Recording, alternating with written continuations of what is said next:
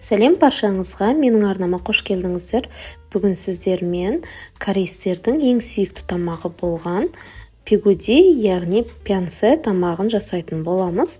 Менімен бірге видеоны соңына дейін қарап, менің арнама тіркеліп, лайк басып, пікірлеріңізді қалдырып кетуді ұмытпаңыздар.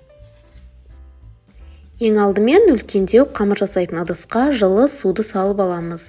Су қолды күйдіртпейтін орташа жылулықта болуы керек. Үстіне тұзды салып араластырып, кішкене ертіп аламыз. Дрожжды саламыз. Үстіне ұнды електен өткізіп салып, қамыр илеп аламыз. Қамыр орташа қаттылықта болады. Бетін жауып, үстін жылы орап, 2 сағатқа көтерілгенше қалдырамыз. Енді ішіне салатын салмасын дайындап аламыз. Етті майда торт-бүріш етіп турап аламыз. Пигудиге фаршқа қарағанда осы етті турап қолдансаңыздар өте дәмді болып шығады. Пиязды да майдалап турап аламыз. Пияз көп қосылмайды, 3-4 жетеді.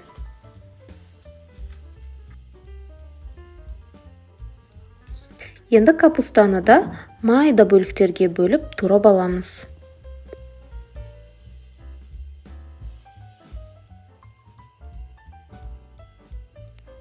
Табамызды қыздырып, аздап май құямыз, етті салып қуырып аламыз.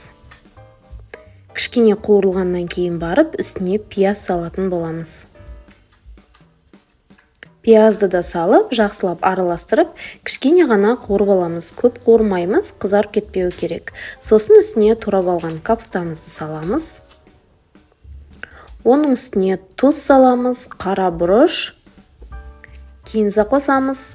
Тағда басқа дәмдеуіштерді өздеріңіз қалауларыңызша қоссаңыздар болады. Араластырамыз барлығын жақсылап. Сосын астын өшіріп, сол ыдыста кішкене жылығанша қалдырамыз. Енді біздің қамырымыз көтеріліп шықты. Кішкене ұндап, не болмаса қолымызды майлап барып жұмыс жасаймыз. Мен кішкене ұн себе отырып жұмыс жасаймын. Маған солай ыңғайлы. Осындай орташа көлемдегі думалақтар жасап аламыз. Пигудиіміздің үлкен, не болмаса кіші болғаны өздеріңіздің қалауларыңызша. Міне барлығына осылай жасап дайындап алдық. Бетін жауып, 10-15 минутқа тындырып қоямыз. Тынған қамырларымызды алып, пигудиімізді жасауды бастаймыз. Он себе отырып, осылай қолымызбен жайып аламыз. Шеті жұқалау, ортасы қалыңдау болуы керек. Ішіне салмасынан саламыз. Енді түйіп аламыз. Әркім осы тамақты әрқалай түйіп алады. Мен өзіме ыңғайлы жолын сіздерге көрсеттім.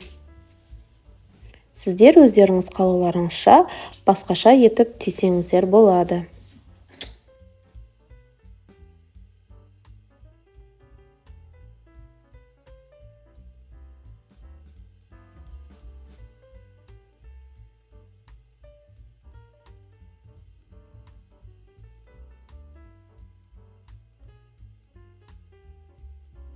Міне тағы да жақыннан сіздерге өзімнің түйетін жолымды сіздерге көрсеттім.